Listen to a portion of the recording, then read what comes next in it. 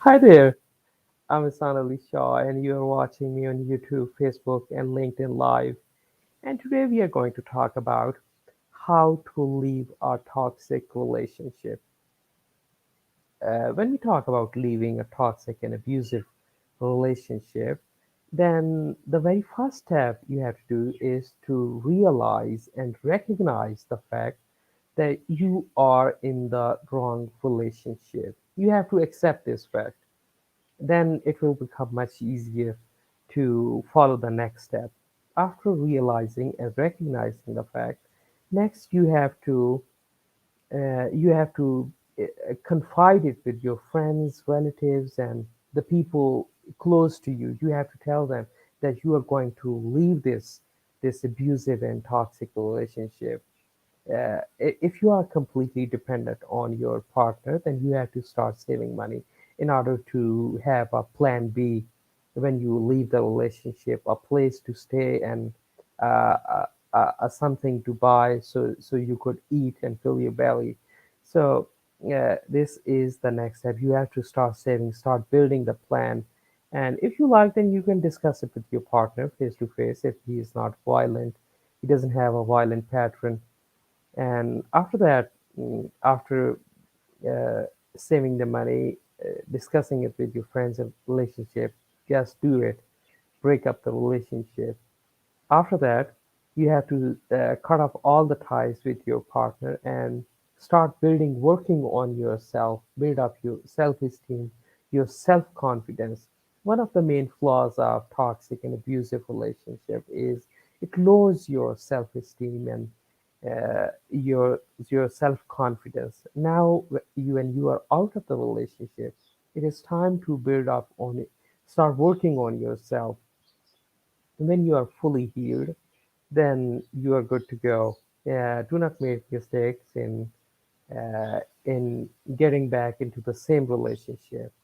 And it may seem a bit easier, but we are going. It's a summary and review or overview of the whole topic that we are going to discuss tonight. And we are going to have a roundtable discussion, and my guests are Paul from Iceland and Melissa will be here shortly. And how are you doing, Paul? What is the Thank you. weather in Iceland? It's cold. Yes, Surprise, it is. surprise. Yes. We're having the And first autumn storms. I think it's down to mhm, 4 centigrade, which is mhm. about 30, no, 40 Fahrenheit, I think. Yeah.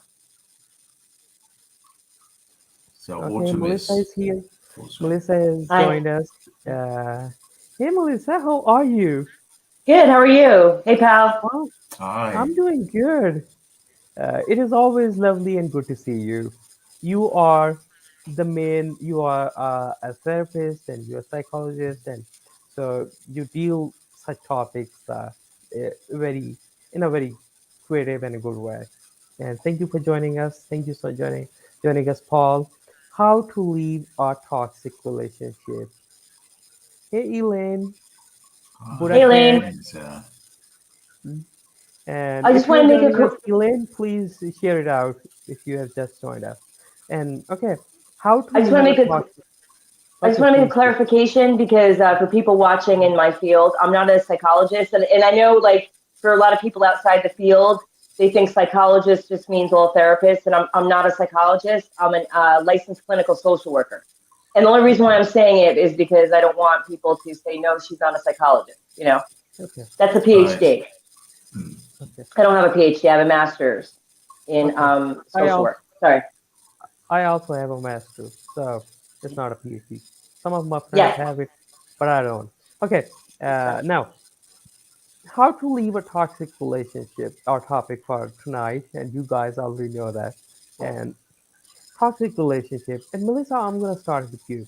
When you talk about leaving the toxic relationship, then uh, then when you are in the relationship, okay, on the surface we can say it's easier to say leave the toxic relationship. When you are in such relationship, things are very complicated because there are many layers of emotions, commitments, and are involved.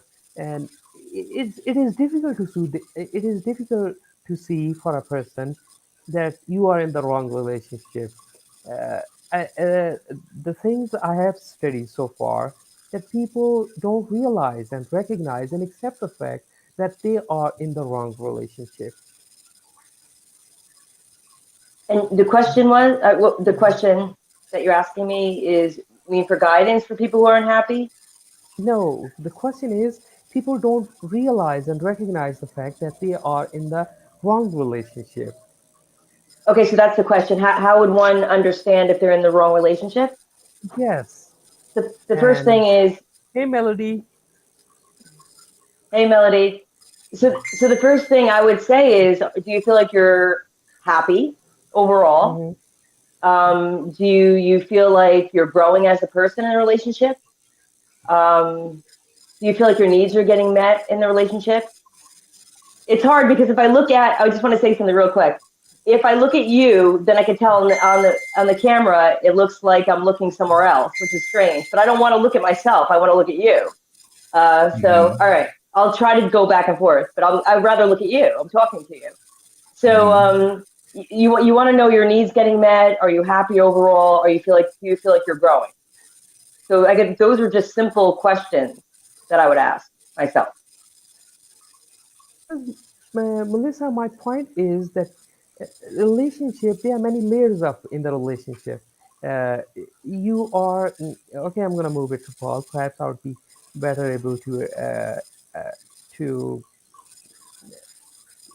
un, un, unravel this question. That you are in the relationship and the relationship is abusive and toxic, but there are many emotions out there. You are emotions of romantic emotions, of commitment, of deep intimacy. There are many things out there. So it is the abusive element and the toxic element is what just one part, and all of the other layers are just folding up and building up the relationship. So it is difficult for a person when you are in the relationship. So it is difficult for you to recognize this the toxic element. To be honest, I don't think it's that difficult. The, Hmm. the difficult part is probably to accept and admit that Yes, something is wrong. And then yes. I remember I went to a dinner party, I think it was about a year ago, I can't remember. And I ended up, suddenly my partner wanted to go, in the next 5 minutes. And we had just finished dinner and we were at those, these are friends of ours that live not far away. And, I felt awkward. And then, of course, when I came home, I texted and excused this. I was sorry that we had to leave early and all that. And then the following day, I got this question: did something come up? And that was a clear sign there was something wrong. So, and because I felt that I was in the middle. I was explaining a behavior that I Hmm. wasn't responsible for. And that is a clear sign that something's desperately wrong. So you have to address that. I So love that. and it was a wake up call, and I thought, well, there's something terribly off here, and I immediately recognized that there was a Yeah. problem there. So So I Melissa, don't think it's that difficult to understand what's going on. It's mhm, just the acceptance of it. yeah, I think that was my question, is to recognize and accept the fact that there's something wrong in the relationship. Then you can start moving towards something else and start rectifying it or breaking it or whatever you do. The next step is follows after accepting the fact that accepting the problem that there's something wrong there. I want to just add something to what Yeah, Pal said. yeah, Um, it doesn't, that could be binary thinking too. And what I'm hearing from that is that you're saying that wasn't a good frequency. the group wasn't meshing with him. So we could look at it another way too. He didn't feel comfortable there. So we don't Obviously know not. why. We don't know why he didn't feel comfortable there. So we automatically think, okay, he's the misfit. He's the one who didn't fit in, and he wanted to leave because he didn't feel comfortable. We could also say in that at least he had the enough care about himself to say, no, I don't feel comfortable here. I don't want to stay here. Because I hate when you put the whole full thing on me. It's like all right. I'm thinking, he's thinking to himself, I don't feel comfortable here. Well, why doesn't he feel comfortable here? So certain people, and I think from my perspective, I feel it as like, I don't fit into many groups at all. So, my ex could be having that conversation with many people because I want to leave, or I have a problem somewhere or something comes up because I'm a very vocal person. So that I don't mesh in with that frequency. So then we can say, are they good or am I good or, whatever. In the end of the day, I don't know. It depends. That's there isn't black and white in anything. And it's just not a good match frequency wise. Yes, it's not a good match. But it can be. It Yeah, could be that someone's just a jerk. There are jerks out there. There's complete yeah, jerks out there. And you could be with someone who's very abusive or controlling and they don't want you there for what's their intention behind it. Yeah. The thing is, we don't know his intention. So if we don't No. know his intention, then we can't really, then we're guessing for him. yeah, He did say that he felt uncomfortable, but that was the following day. yeah, So for some reason, and I started explaining this away and excusing it without understanding what had happened. And that is, from my standpoint, that's an awful situation because you're trying to explain something you don't really understand. That's a communication issue.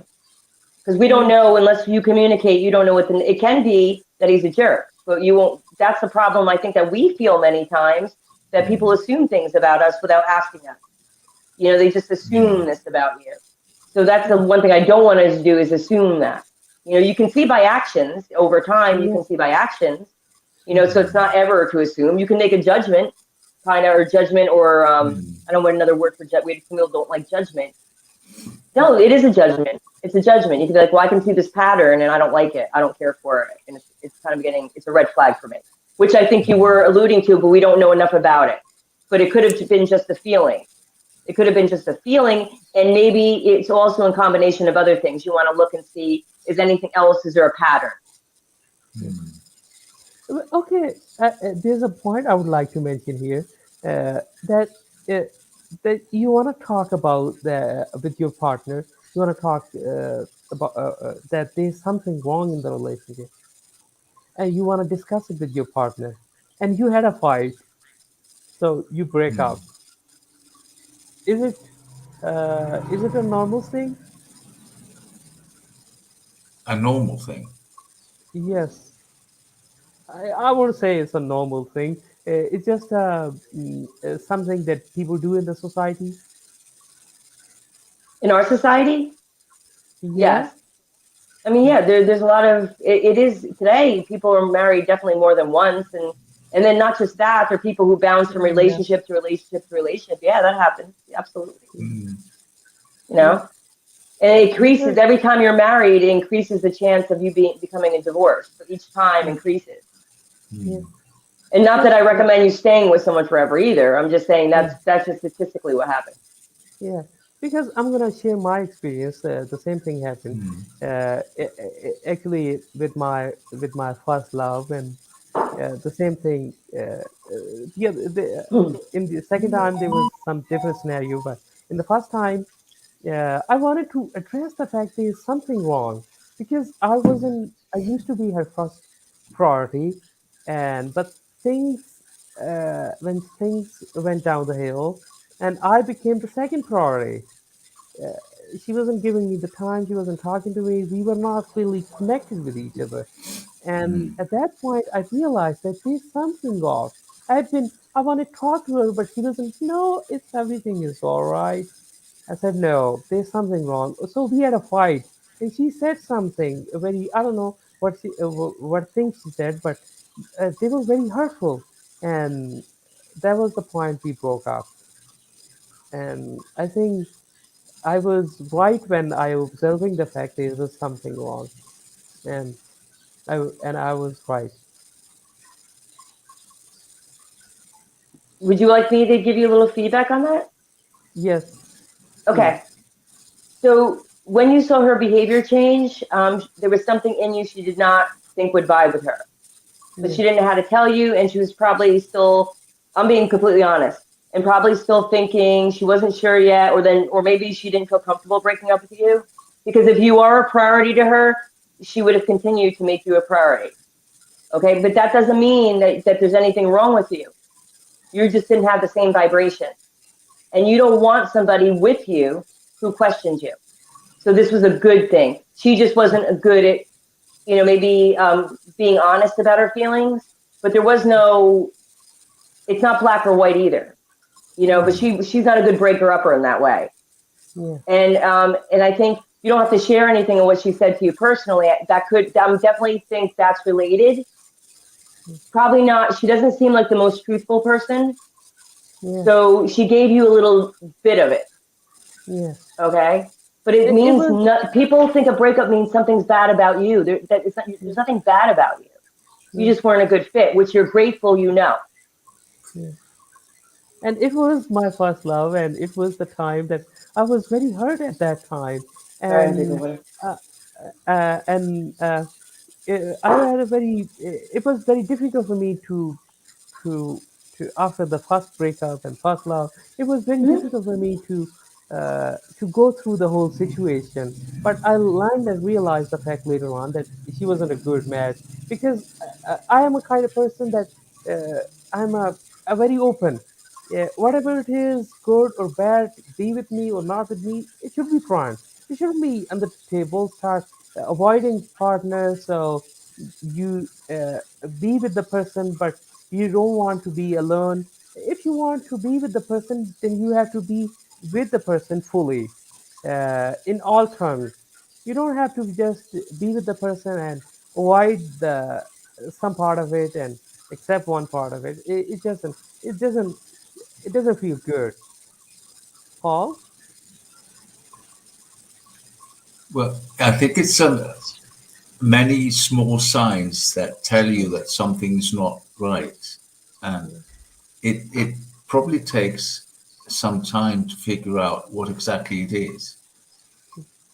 And so, yes, people need to be upfront about things, how they're feeling, in order to understand what's going on. And until you get that explanation, yeah, you are sort of in the dark because you can't see yourself; you only see your partner.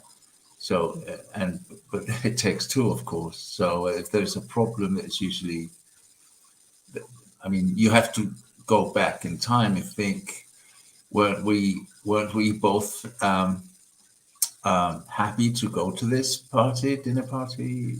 I mean, was he going there for me? I mean, Mhm. in a way, I thought, it's funny because perhaps both partners are thinking that they're doing it for the other guy. They might be under that impression that, oh, I'll go along because he wants me to, and then the other, oh, I'll take him to that party to have him socialize with more people. So it is may be a big misunderstanding when if people are upfront about how they really feel about going to this dinner party at all. yeah. So you recognize the fact and you realize and accept the fact there's something wrong. So, Melissa, what should be the next step, next logical step? Is to discuss it with the friends or discuss it with partner?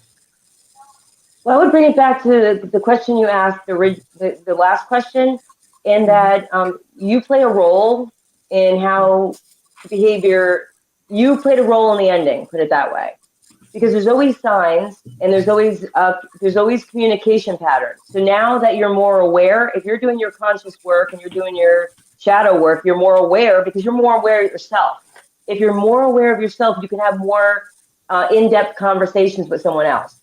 So if you want to match somebody who's at your vibration. So if Yeah, this person wasn't a good communicator, you should have known that already before the ending. The ending, you were unconscious of what was going on or things that weren't vibing with you. because you said you're an honest person, you communicate, you weren't getting it back. So either that's a message of that I saw it and I ignored it, or I'm just happy to have her and I'll put up with it, or I'm just not going to deal with it. I'm not going to, but either way, the conclusion was the same. Yeah. But you want to be, if someone's not going to, if they're going to play games right in the beginning and not be truthful or want to show themselves, because it can also be an issue of showing yourself. She might not feel comfortable showing herself. It's, like she's guarded. People have walls. I don't want to deal with somebody who has all these walls, So there's so many things that you're checking out, doing your due diligence as you're, getting to know somebody. And there's stages of that too. Yes. And okay, I'm gonna pose my question later. First, I'm gonna comment on. You were right, absolutely. She was honest in the beginning. She was very. We were connected. We were vibrating at the same level. Our vibrations were matched. But later on, I realized that things are not just matching up. The vibes are not at the same. Are not vibrating at the same frequency. And at that time, I realized that we should accept it. I'm not just gonna move on and do in the same relation, be in the same relationship uh, of not the same frequency. We just have to discuss it, whether it's be with me or not with me. It should be clear and upfront. Okay, and my question is, that was the comment, and my question is, you have realized and recognized the fact and accept the fact that there's something wrong in the relationship. So, what should be the next step? Discussing it with your partner or confiding it with your friends and family members? It Or depends on the person. It depends on the person. There isn't a cookie cutter way to go about it. It's what's right for you if you know yourself. For me, I don't need to talk to people when I have a problem. Like, I might vent here or there, but I don't really. If I want to share it, I'll share it. But it's not that I'm a pretty exhibitionist person, so I would share it. But sometimes I don't feel the need. I don't feel the need to share it. I don't have to share it because I don't need advice from people because I do my work. So I know, what I know myself enough to know what's a good decision for me, or am I feeling the right vibe, and what do you do about that? I already, can process that myself. Other people know. Other people need advice, but then you get other people stuck into things, and it gets tricky because they think this person's now a bad person. It's all this, other people's stuff that gets thrown into things when you just sharing your feelings with somebody. Now that other person takes that, and now they see things in a very binary way. Bad guy, good guy. It's a big mess because people don't understand that. There's many parts of a person. I think Pal understands that with me and my ex because he sees both of our strengths and weaknesses. And he can, even though he knows how pissed I get, because I share, I do share things with Pal, but I know Pal's not looking to, he gets no satisfaction. I know he feels hurt on both sides when he hears it. So I know his intentions are pure when I share things with him. And he's not looking at it that way. He's looking at both of us to be happy because that's the person he is. There's not a binary way. I'm sorry, I went off the top. Okay, I don't know I forget what we were saying. Yes. It depends upon the relationship. For instance, if you have close friends, you share with every details of your relationship. And at that point, then you should discuss it with your friends and relatives. You should tell them there's something wrong, and because you're already sharing it. If you don't have friends and your friend is only your partner, only then you should discuss it with your partner, right, Melissa? No, I would discuss it with my partner first. Why am I including outside people when this primary relationship is between the two of us? No. That's where you go. That's where you go first. You're not talking, why are you bringing other people into your relationship? This is your relationship. And people might say, oh, me. I'm like, no, I'm an exhibitionist. And I was showing my real life what was going on as somebody who is a very independent person struggling in our community. And also showing the people who are my community online what is going on in my world. No, it is right. You should discuss it with your partner first. But for instance, you are very close to to your friends or your family members, and you discuss share everything with them. You are sharing everything with them about your life. I mean, in that situation, you should also discuss it with your family as well, with your friends and family. I want to say something, just something else to consider is that to me seems like a triangulation. Mhm. Okay. Because I mean, I guess and I'm only speaking from my perspective. I don't want to, if I'm out with Pal, I'm not spending my day talking about, what's going on. I want to learn about Pal. I want to see what are other things, even besides relationships, what he's interested in. I want to go look at art. I want to have a philosophical conversation. I want to, Mm. sit around a campfire or smoke some weed and listen to music. Mm. Yeah. That's not how like for me, I do a lot of my inner work. I spend a lot of time alone. So when I'm not alone, I want to learn about Pal and I want to Mm. do different things. So that's just my Mm. perspective. Mhm. Um, Okay. and again, I All just don't understand why you wouldn't speak to the person you're having an issue with, or even yeah. your day. Okay. I'm sorry. That's just, Okay. Mm. again, me. Okay, okay. You have discussed it with your partner, but you see the pattern. Your partner say, "No, everything is all right. You just feeling it that way. He just put it on you." And now I think if you have friends, then you should also discuss it with them. Paul? I yes, I got a bit burnt from talking to my friends about my relationship. So that was sort of, it didn't really help because I realized that my friends, I mean, Melissa is totally right. We don't need so much. I mean, obviously, our friends are just hearing one side of the story, and they're not hearing the whole story, and so it's a bit skewed, and it's not going to be very fruitful. I mean, the outcome is going to be a bit weird, and I realized it didn't lead to anything. I was just listening to the opinions Yes. of my friends about the person I had been sleeping with for almost 2 years. And I didn't need that. That was beside the point. They didn't answer any questions, about why and what I should do. I mean, of course, they had all sorts of solutions, but there was something off about because it was so too opinionated. And they start talking about other men that were similar to him, blah blah blah, and right, it sort of derailed the whole thing. And I thought, this is not right, and it was sort of unfair because I had made effort to talk about this to him, but nothing much came out of it, and except, of course, that he didn't really like to socialize out. I mean, out and about with my friends. So that was the answer to that. But I felt a bit awkward to explain that to my friends that he didn't really like to socialize with them. But that was the truth. Um, so that leads to another thing. Is that healthy?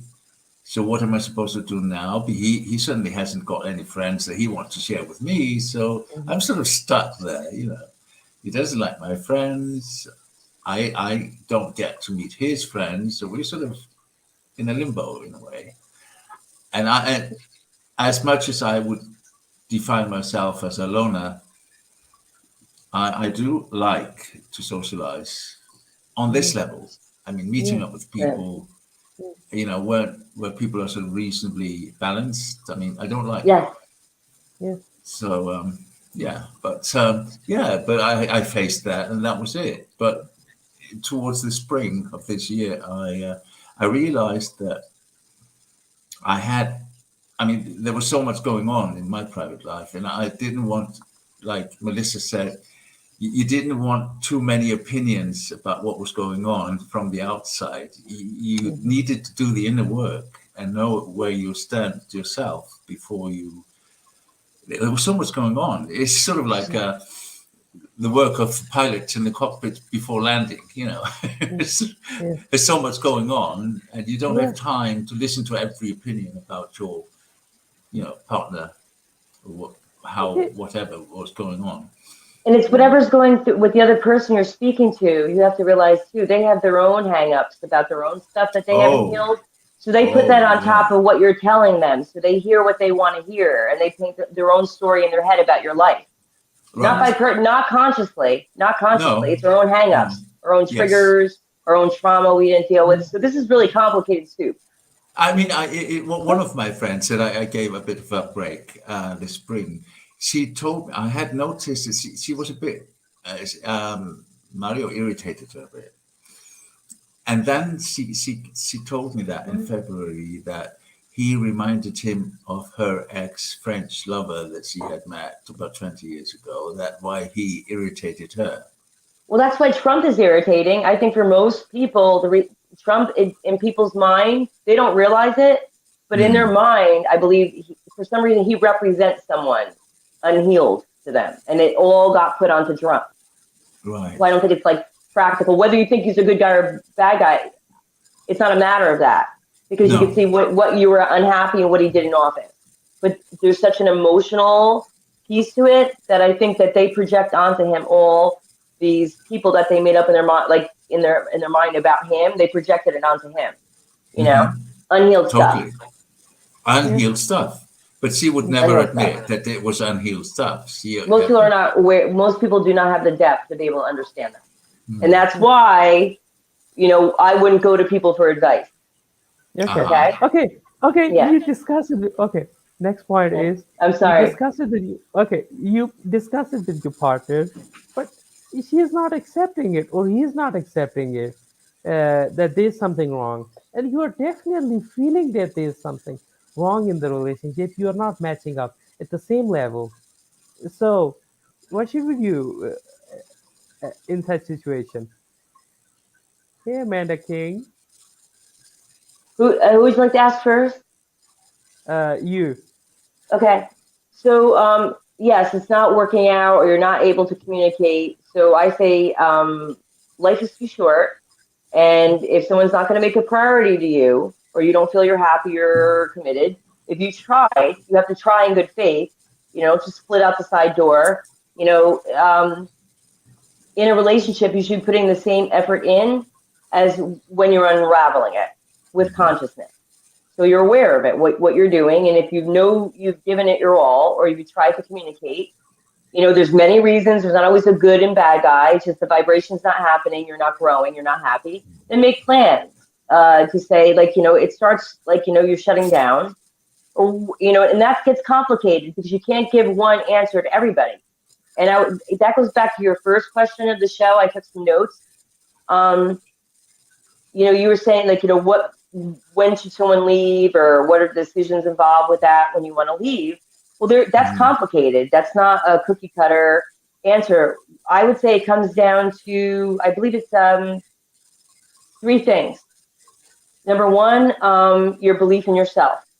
Number one, before you leave, you need to have a strong belief in yourself, because you know, if you're not, you could, you know, it gets. If you have a belief in yourself, you can leave and feel like you're okay. You know, you're not going through this abandonment things. You process stuff. You're not just not dealing with those emotions and leaving, because those emotions still follow you into the next relationship. So heal it in that relationship, even if that means that you're separating it. Do it the right way, and then you're not carrying that baggage, that energy into the next relationship, because it's not fair to the next relationship. And you know, if I was dating someone that had all this baggage, I'm like, that's not fair for you to bring in to your relationship with me. You know, I'm working hard on, you know, leaving my stuff, and that's already set up for failure. All right. So the first one is your belief in yourself. Your second one is your motivation. How motivated are you to leave? Okay. There's different motivations, you know, and what could be toxic to one person in their relationship isn't toxic to another. I believe there's levels, because there's your own levels of consciousness. Somebody who's really conscious has certain levels of what they think is toxic or not toxic, compared to somebody who's walking around completely unaware of what's going on. They could have, okay, he doesn't pay the bills, and he cheats on me. That might be enough. You know, for a conscious person, that's nowhere near enough, you know, because we're very fulfilled people. We want the same thing in a relationship. It's not going to work. You can't just come and throw money at somebody who's conscious. It's not going to work. What kind of conversations do you have? What are your ethics? What are your interests? Is that going to work? What kind of person are you? What do you do? What do you like to do? Because that might not work with me. Even though we might think we're great people, we could be friends, because a conscious person doesn't think in scarcity. They think that I'm a good catch and I'm, there's plenty of fish out there. Why am I concerned about this person? We could be great friends. And if they hooked up with him, God bless them, because you're not jealous of people. There's more. The world is full of abundance. Why would you get jealous? Who cares? That's what unhealed people bring into the relationship. All that baggage. No, I don't want to play games like that, or these little games that I don't play games. What was I saying though? Oh yeah, sorry, I got off track. All right, the third one is luck. Actually, I could add one more to that. The third one is luck. Okay, some people have a lot of money. God bless them. They have a lot of money. I'm not jealous of it. The universe just gave me other opportunities to learn and grow. So, not jealous. Worked on my stuff. So, they give you opportunities. What are your strengths? What are your strengths? What are things that you can use to your advantage? If you want to leave, where are you going when you're leaving? You're planning that out, or you're just going to get in a fight and walk somewhere and not have a plan? You're running towards somebody. Is that a good idea? You want to go into a relationship desperate because you need a house. Is that a good idea? So a conscious person is thinking of all those things. They're not just doing things. They could be impulsive, but strategic in what they're doing. Could be impulsive in certain areas, not in others. You're thinking. You're not just making decisions. So yes, there's many types of luck. And your intuition is also paying attention for what are good opportunities and what are not good opportunities. So the universe is always giving you signs. If you're looking to leave, the universe could give you signs that you think, wow, that fits with me.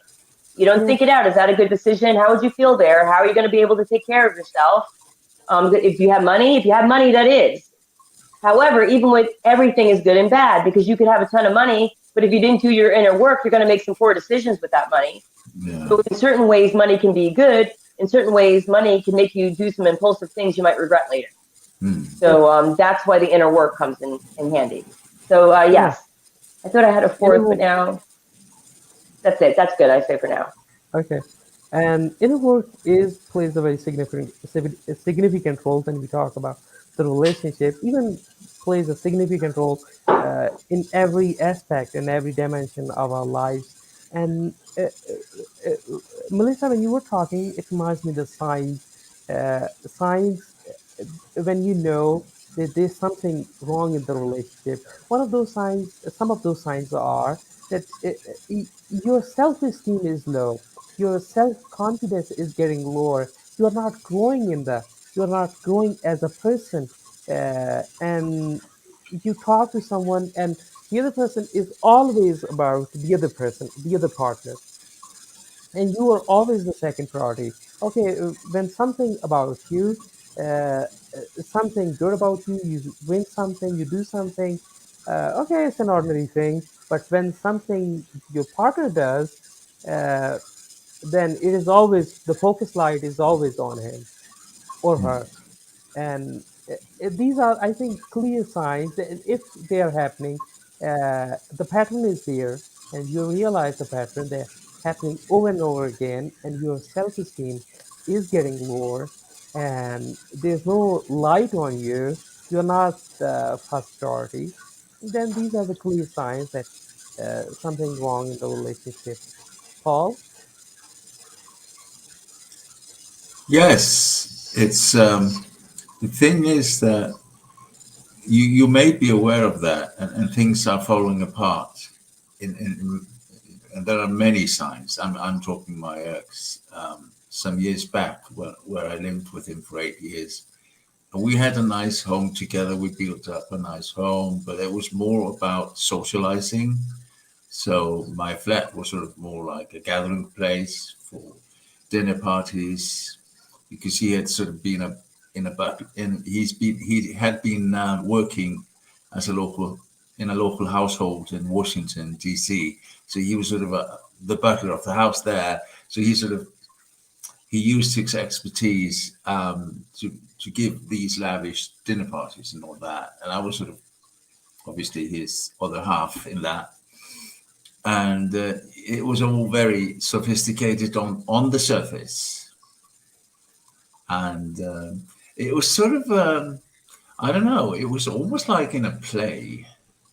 And I felt a bit, I was always asking, where's my role in this, you know? And of course, it was about drinking, of course. I mean, there was this party, dinner party, and then drinking. And then he wanted to go downtown and take some of the guests with him. And I never wanted to go. I mean, initially I went, but then I got tired of it because I knew that he would be drinking until 5 or 6 in the morning. And I was 10 years older than he was. And I didn't have the stamina for it. So, so I was never part of that. And by midnight, everybody had gone, and I was happy to get rid of all these people because then I could do the dishes and get things sort of organized. And then however, it seems it could have worked out well because you had time alone. It did work well for a long time because. And then he could go out and hang out, and it was that could still be a balance. That could still be a balance. As long as there's trust there, and there's still fulfilling parts. Sorry. It was a balance for a while, but then I noticed obviously it wasn't really about the dinner parties, it was more about the drinking. And when I was working in the weekends, I worked evening shift on Friday and maybe morning shift on Saturday. So when I came home, maybe it was morning shift on Friday and then morning shift on Saturday and evening shift on Sunday. When I came home at 4:30, he had already gone to the bars on Friday.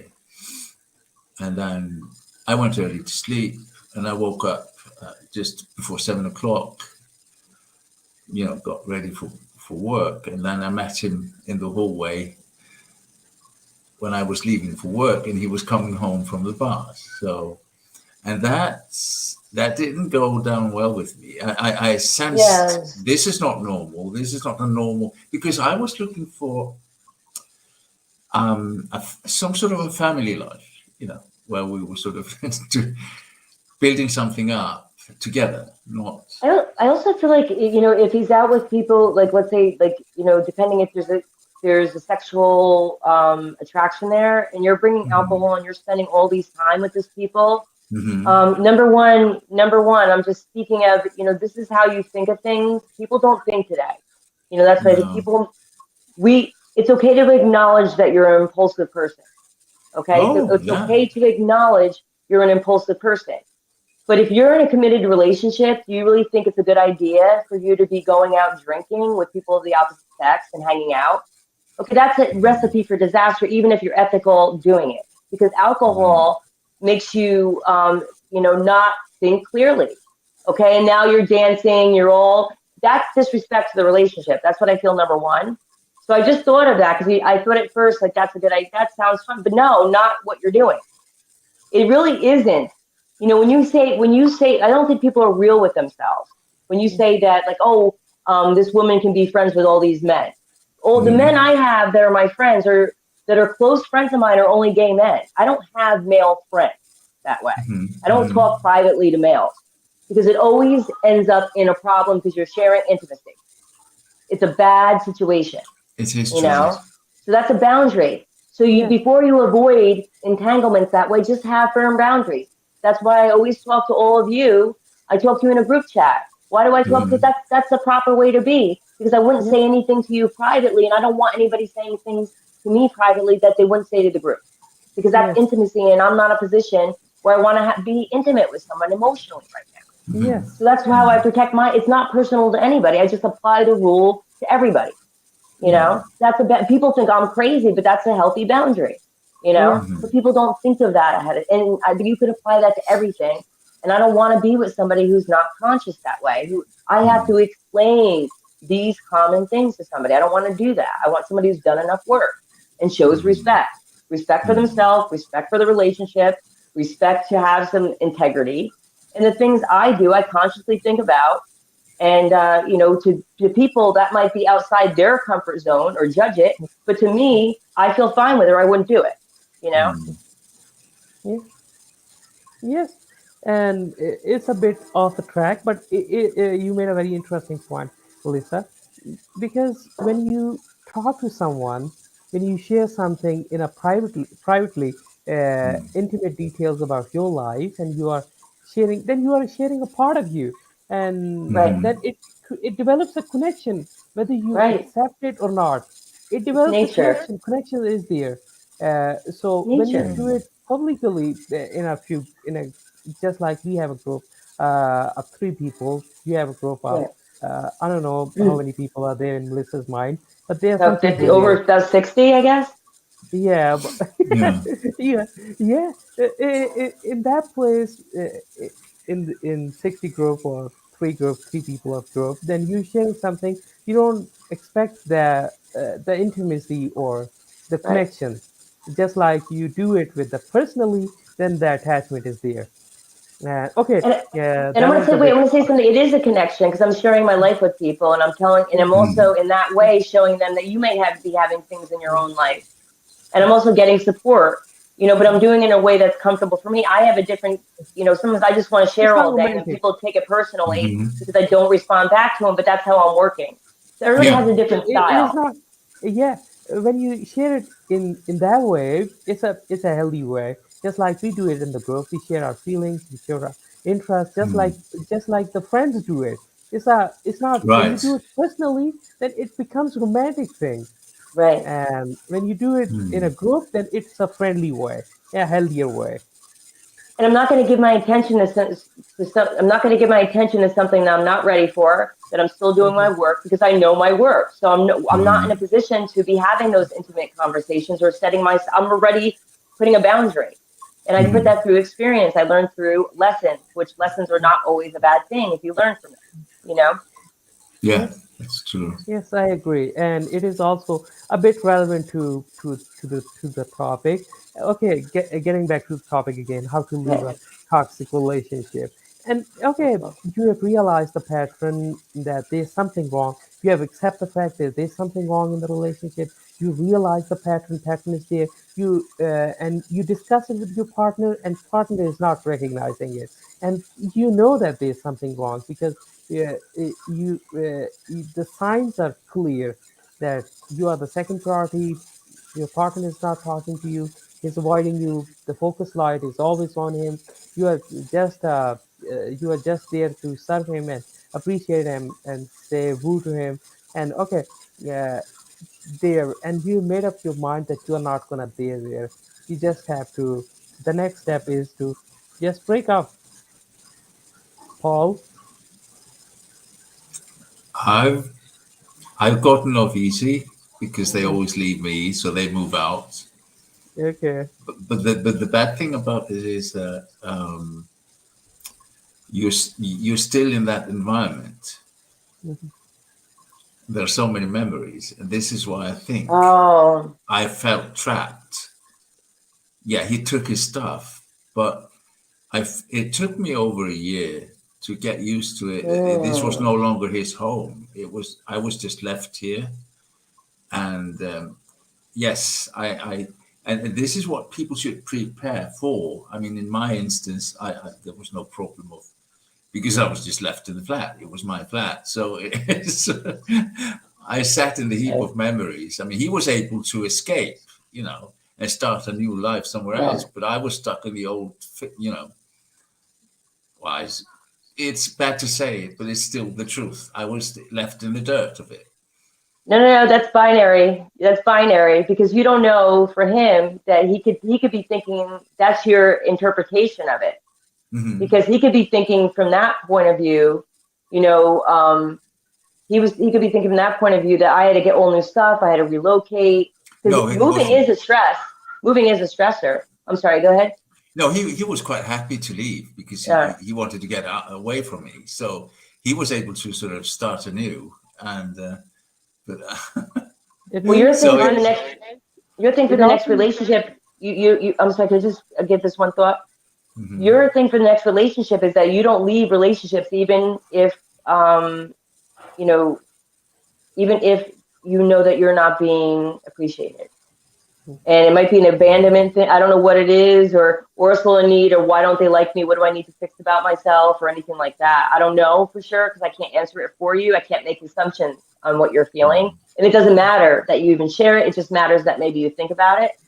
But like, why is that a pattern? Now, patterns we want to pay attention to because the pattern is about us. So you're now in your next relationship, you're having lessons. In the next relationship, you're going to be like, well, I'm going to catch this sooner. I'm going to walk in with a stronger sense of self. That why would they leave you? I walk into a relationship and you're like, why would you leave me? I'm a great catch. Why would you leave me? I'm interesting. I'm this or that. I can list 15 things why I'm a great catch. Not arrogant, And so if they didn't, I'm like, oh my God, what's wrong with you? Like there isn't like a feeling like what's wrong with me, except I don't like that camera on like that. It's too much for me. I gotta get better lighting. He's gonna do it anyway to me. He's gonna do it anyway. So anyway, so I'm thinking, why? Because I like to look at you because I'm talking and we're having. I like to have it like we're having a conversation, or else, Yeah. Anyway, so I don't walk into it thinking, I to me, because I have a strong sense of self. So that's what you're bringing into the next relationship. You've learned enough patterns because it's all at the right time now. You're waking up, you're doing deep work, and now you've had a pattern's a great thing because now you know what you have to work on. It's giving you a sign, Yeah.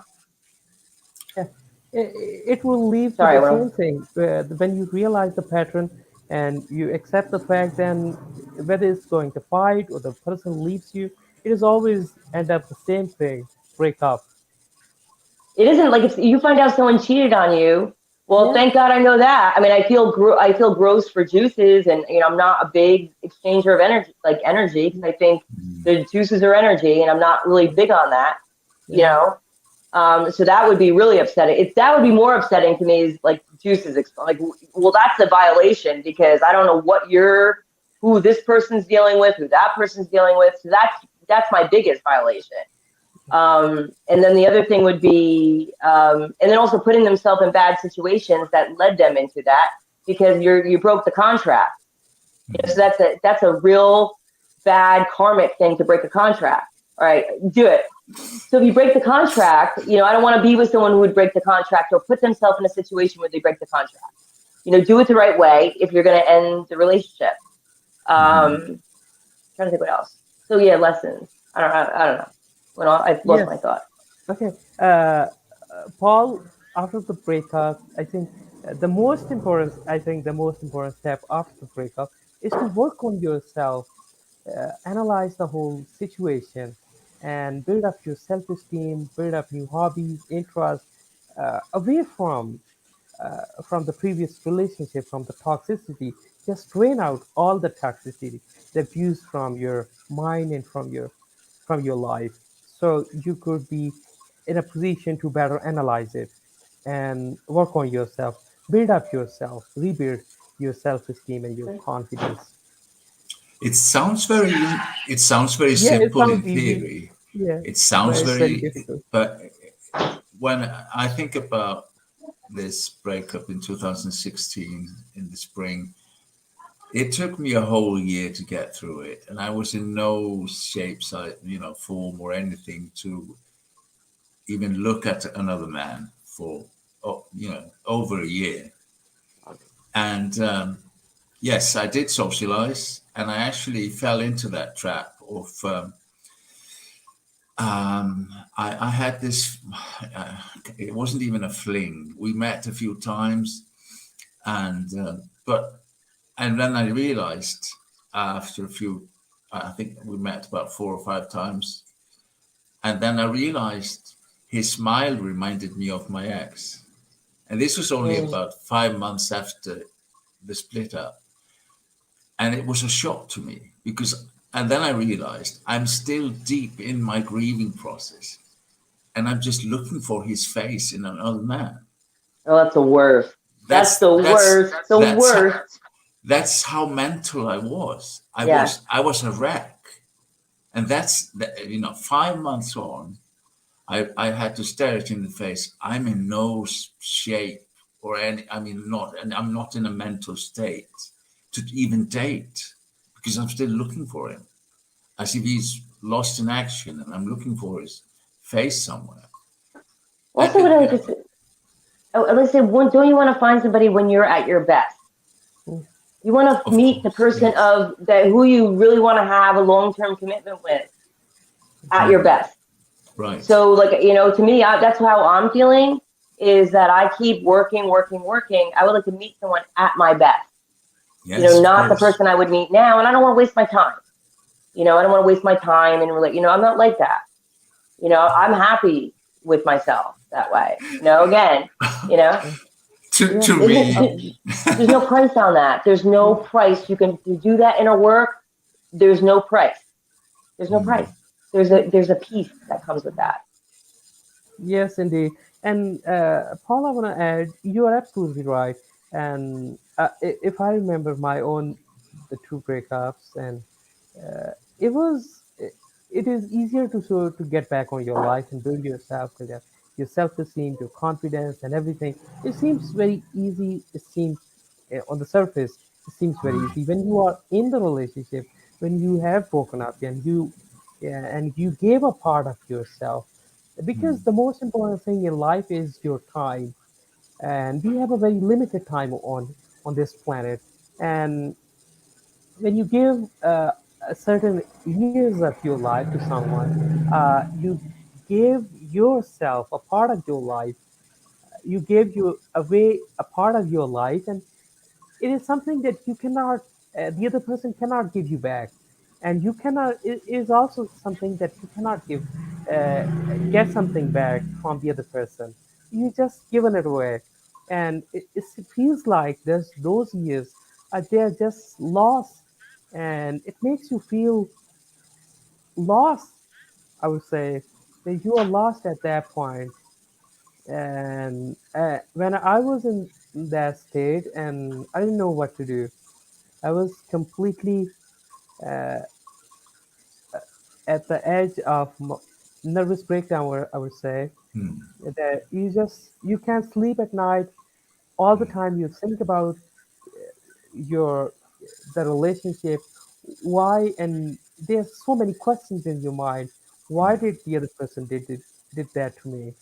And what did I do wrong? There's so many small questions, and it is very easy to it is very easier to say, but when you are in the relationship, then it is a very difficult thing. But it takes time is a great healer, and it takes a lot of time, a lot of inner work, and you have to do things, you have to motivate yourself over and over again, and it's a process. Any comment, both of you? I would say, if I can, that when you enter, you had a lot of like what you're. I don't know how to word it. I don't know how to word it. What I would say, all right, let me just give you the answer, or not the answer, what my thoughts were. There are no guarantees in a relationship, so you can't walk in. That's another baggage piece that you bring into a relationship, is that there are no guarantees in anything, in anything. So there are no guarantees in a relationship at all, you know? So walking into that, I think, is helpful to understand that you can't guarantee anything. You make a good prediction by what you see around you. And then you're going to have to give it up to trust at some point, you know? You have to give it up to luck at some point, that they are being the honorable person with you, you know, getting to know them and being responsible. Then you're giving it, that luck part is trust. Sometimes the luck is good, sometimes the luck is bad. However, you've done your inner work to know that you will be okay, and that you don't want somebody close to you who would betray you, who would take from you, who wouldn't value you. Then you're okay. Them leaving, when you've done your inner work, them leaving, yes, you're going to acknowledge that it hurts, but then you're going to, quickly let that. That's okay. But then you got to get back. Well, who am I? And you have to feel it. You can't fake it. Who am I? And you can't. Again, other people will see that, and it makes you more attractive. And it's all together. It's in alignment, because you're not faking it. You feel it, and other people can see it, you know? Right. Yeah. And that is trusting yourself. So that was the second thing I said, trust yourself.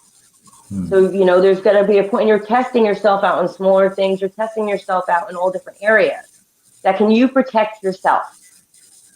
Because I don't want to be with somebody who can't protect themselves emotionally, with other people, with boundaries. Like that's not, I want someone to be confident in themselves, because I am. I don't want less. I don't want, you know, there could be things that someone else that I'm with could be better at, which is fine. But they have to have wisdom. They have to have wisdom. I don't care how much money, compared to wisdom is way more valuable than money. Yeah. You know, there's so many things, and that's different for different people. But there are some standards that I have, and that's okay. You know, people think that's cocky, but once it's different than the material girl who says they have standards of this, this, and this.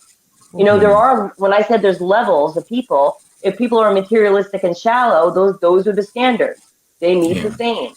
If you try and match a materialistic person with somebody who's conscious, it doesn't matter to the money. That's going to be a problem. And it's nothing against money's irrelevant, because you could be conscious and have money, or you could be conscious and not have money, you know? But usually if you're conscious, you usually start becoming, because the universe is providing for you. You know, so that's why I don't fear many things, because if you're conscious, you know, and it's in alignment, you know, because it's not just, it's about, I have a mission while I'm here, and that's to serve humanity, gain wisdom. So yes, I think money will come. I believe in myself. I am, you know. Okay, I'm sorry. Went off on a tangent. Yes, and Paul, your final comments, your final thoughts. Well, when people have decided to split up, and usually it's a mutual thing, even though usually one party is a bit upset about it and take it seriously. You know, you have to do a lot of work about, why did I spend 8 years into this? And there's a lot of it's inner work, but you tend to judge yourself a bit harshly, that there's something I must have done wrong. And this grieving process, and you're right, Ahsan, about there's so many questions you feel that you have to answer. And yes, you ask yourself a lot of questions, but don't be stressed out if you can't answer them all. It's not the mere fact that you just ask them is part of the grieving process, and the part of the journey to feel and find the peace of mind after. And this grieving, I think we don't really talk about the grieving process, and I've always tried to avoid it, because whenever I split up, I go straight into socializing and sleeping around, and I try to forget what I've, so, and that was basically what I ended up with. In 2007, I found this guy about 3 months after the last breakup, after 6.5 years. So I never grieved anybody, I just went straight into the swinging thing and went socializing, clubbing, blah, blah, blah. And that did it for me when I was younger. And then suddenly I was 59, I was heartbroken, and it didn't work for me anymore. And I just had to allow it to happen. And I spent a whole year grieving this guy. And that was normal. I thought there must be something wrong with me. I went to my doctor, and admittedly, in the grieving process, I felt depressed. What else is new? It's part of the whole thing, isn't it? Yeah. So he put me on antidepressants. Of course. And then, of course, they worked. I mean, those tablets worked for, I think I would guess, about 3 or 4 months. And then it didn't work at all. We didn't do any of the healing. There's no healing involved with. Of course not. I would like to say something to that too, is that, like, people think shadow work means that you always have to be in a dark place or almost force a dark place. You don't have to force a dark place. If there's unhealed things like a trauma that you need to go through because you feel intuitively you feel like you need to go through it, then go through it. You don't have to. What you need to do is learn from an experience. You don't have to live in it. You don't have to stay there. And if you feel like that experience is triggering what you're doing today, in your current relationships, then you want to deal with it. If it's Right. affecting your life in a certain way, then you want to deal with it. You don't need to bring up all this different trauma from all these years and process No, each one. no, That's victim mentality. You don't need to go over things over. No, no. you're here moving forward. So if it's something in your immediate now that's causing you a problem to get to where you want to be, then you want to process it. If it doesn't, let it stay there. Forgive yourself. Why are you beating yourself over something in the past when you can't change it? Mm-hmm. The biggest Mm-hmm. respect you give to yourself and others is to change your behavior. To change your behavior, and you should want to change your behavior because you're worried. You're beating yourself up over it from the past. So change your behavior, right? And you'll everything that's alignment doing that, right? You don't need to kill yourself over like what happened 15 years ago and you said this and you No. did this. Sometimes that stuff comes in my head too, and I kick it right out. I'm like, there's enough things going on in the world that I have to worry about what I did 15 years ago when I'm a changed Yeah. person now. You don't I own can't your even. past. I can't You even don't. remember You're everything. not Yeah. what you did in the past. Just Yeah. just say, the biggest thing you can do for your past is to change your behavior. That's it. For me, anybody who hurt me, the biggest thing I would say is, that they did feel bad for how they treated me. I don't want them beating themselves up. I want you to change your behavior, right? Of course. And acknowledge what you did was wrong. That's it. Change your behavior. We're good. No, it doesn't mean you're back in my circle again, but as far as I'm good karmically, we're good, right? So your final thoughts, Melissa? That's all your final thoughts? Yeah, that's fine. Okay. And okay, I think we have discussed enough, and we have All right. discussed it from various aspects and from various dimensions of how to leave a toxic relationship. It is not an easy process. It's not a simple way. It's not a cookie cutter. Uh, Things are different in every relationship is different, and things are easier for me to say it from one perspective. It is a normal thing in one relationship, and it is not a normal thing in the other relationship. So you have to be very cautious and pay attention on things, see the pattern, and if the pattern is there, then it would automatically discuss it with your partner. Or yes, of course, you should discuss it with your partner first. And because the other person, they will be comments, they don't know the whole story. And if you are if you do the inner work, then it would definitely lead you to some point. And it's a process. You just have to work on yourself, and time is a great healer. And there's so many things that you have to know about yourself, so you don't bring up the baggage in the next into the next relationship. And if you have any question, just leave it in the comment box below. I'll answer it to you. Melissa will get back Can to I say you. one more thing? Can I Yes, say one more thing? yes. And don't be so hard on yourself. When it's a lot of information that we gave people today, don't be so hard because it can feel overwhelming. There's so much information, so much work we're doing. It feels overwhelming. What you can do is take one step forward. One step. Take one step forward. Just don't go backwards. Go forward at your comfort. Push yourself. The way I push myself is different than a way another person would push themselves. It's okay. You don't need to be here to 20, but you need to start putting a foot forward. Okay. Yes, if you have any questions, just leave it in the comment box below. Tag Melissa, tag Paul, tag me, or we will get back to you as soon as we can. And I'm thank not you. good Have with a good day. boundaries that way, though. I'm not Yeah, good with boundaries that way. It depends on my mood. So, yeah, don't tag me, I think. I don't think yeah, that's okay. probably the best Okay, way to tag do me. that. I'll send her the. Okay, whatever. All right. And if you Boundaries.